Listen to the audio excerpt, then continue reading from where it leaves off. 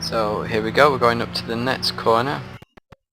We're heading towards the last section of the track, the hardest part of the track.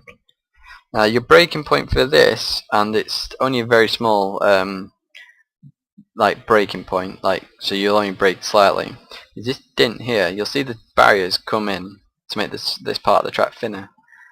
Basically, on as you hit that dint, you brake but only slightly and let the car roll into the corner. So look, I've let the car roll. Now the apex of the corner is how you've entered the corner, really, depending where the apex is. Now you're aiming for 72, 73 miles an hour and then accelerate. And then you don't really want to let go. You will get oversteer. So obviously if you do, let go, or if you are then going to run wide, let go. Now you'll see here I've applied the throttle a bit too early, but I managed just to keep the lap legal as I exit this corner. So if you watch, I'm about to go one wheel, just look how close that is. That's an inch more to the left and that would have been invalid. Obviously the split time there, my best was a 1:16 dead, which was insane. That was going to be a sub 17 lap, but then I messed up this part coming up, which is the hardest part of the track.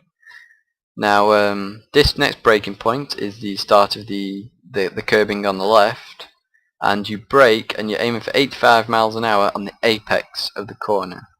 So you'll see this here. So I've gone into third gear, some people stay in fourth. Now I've started to turn in. Now I've gone to 84 miles an hour. Now this is the hardest part, this is the most important part of the track, because this is where you're going to gain valuable, like, seconds even. As you hit this this curb, you want to make sure that you are on the verge of changing gear as you finish the exit curb. So you're aiming for 90 miles an hour as you exit. Now this is very hard to do, and this is all about practice. I'm still practicing this corner. So you see, I'm keeping throttle. I keep dabbing the throttle, so we'll just... If you just watch that again, you'll see me dab the throttle. Look, dab, dab. I'm trying to still judge it and keep the car where it's going. You'll notice I'm also on the verge of changing gear, which means it's a good exit. I'm on for quite a good speed out this corner. And there we go, we've changed gear. This is a time reference point here. You're aiming for the 1:27s really for my lap times, or obviously more, you can judge it yourself depending on the lap time you're currently doing.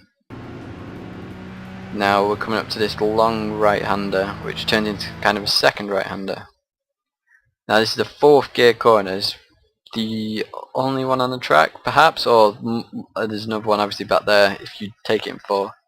Now this is about judgment. Your car, in comparison to the curb in front of you, depending on your speed, you brake and you're aiming for fourth gear and about 90 miles an hour on the apex of this corner. If you watch, I brake and now I'm aiming for 95. I've gone down to 91, 90, 89. See, it's quite slow.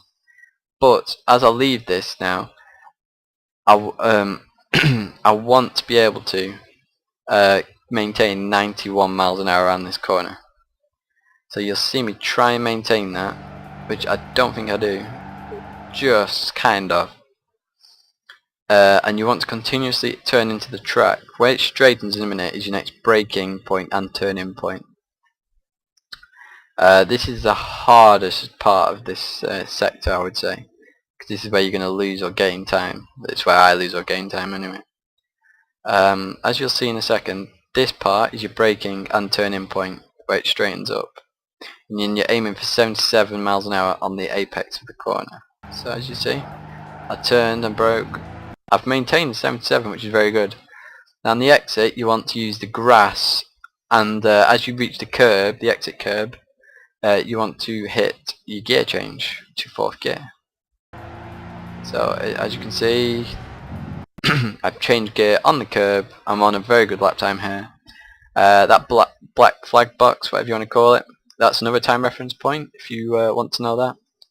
That's 1:46, 1:47 is 2:17, and then obviously up from there if you want to work out your times. As you see, It's not even turned to 147 yet and I'm past it, so I know I'm on a good lap. My heart's racing now, you know, I've got 2 corners left basically. Now your next braking point is here on the dinted barrier again. Obviously this is all reference points. So position your car where you want it and you know where it needs to be. So this dent in the barrier is your next braking point and it's only very slightly. It's also your turn-in point. If you watch, I've come down to third, I've started to brake, and now I'm aiming for 83 miles an hour on the apex. See, I've gone below that, and I think I do go to 79 miles an hour here. It doesn't matter if you do go to 79, anything above 75 is generally okay, anything below you're looking to improve that quite a lot. So as you'll see in a second, I'm trying to maintain on the inside line as much as possible, so I can maintain a position in the middle of the track for the next corner. You have to be careful as you leave that corner as well, for oversteer, because obviously your weight's transferring because of the height difference. It's turned into a hill, so you have to be careful. And if you do start to oversteer, just let go of the throttle and then reapply it when you've got control of the car. You will change to 4th gear here, and then you're going to come back to 3rd pretty quickly. When you reach about 95, is it? I'm on 96 here. I've already started to turn into the corner, and you want to brake to about 84. This is all about judgment on this one. The more wide you go from leaving the last corner means a slower corner for this one, and obviously the more on the left hand side of the track you are from the last corner, the faster you can go through this corner. So as you see, I'm turning in. I've hit 79-80 miles an hour on the apex of the corner, and I want to head wide for the last remaining part of the corner. Right. So you see, I'm not doing anything now. I'm just wanting the car to go into the apex. This is a very late apex on the corner, and what I'm trying to do is make sure I've got the maximum potential speed leaving the corner, because it's a long straight. The start finish is miles away. So as you'll see in a second, this is still 3rd gear, but as you've noticed, most of these are 3rd gear corners. So if you watch this, it's very late. I'm starting to accelerate, I'm starting to judge. I dabbed a bit because I thought, okay, I'm a bit too soon, I'll let go, put it back on. That tenth of on off, or less than a tenth, should help me hit the apex. As you can see here, I'm about to hit the apex. Sorry about that. Hit the apex there, and then I'll be leaving about 72 miles an hour. See, I've left at 72, and doubly make sure this dinted curb here, if you hit this next part in a second, where it starts to turn back at 85 miles an hour, you've done the last corner very well, and you're on for a very good lap time if you've done the rest well with this. So as you'll hear in a second, my horns start blowing, and then I've flashed the lights and all sorts. Because I know I'm on a good lap time and I like to prat about at the end. So there we go. As you can see, it's a 17.693. Well, it won't say 93 because we're about to cross it, but there you go. Sorry if that was a bit too quick. I've just done one of these, and then I did kind of a mock 1 minute version of it before that, and my mouth's really dry now. And the last run, it was a good run, and then yeah, my mic was too quiet. So every time I played, the car noise overtook my mic. Any questions, please do write below. I am going to show you the full run so you can see the smoothness and it all put together after this finishing off of me talking. As I said, it won't guarantee you sub 18, and feel free to contact me either here or on GT League's website, so you go visit that.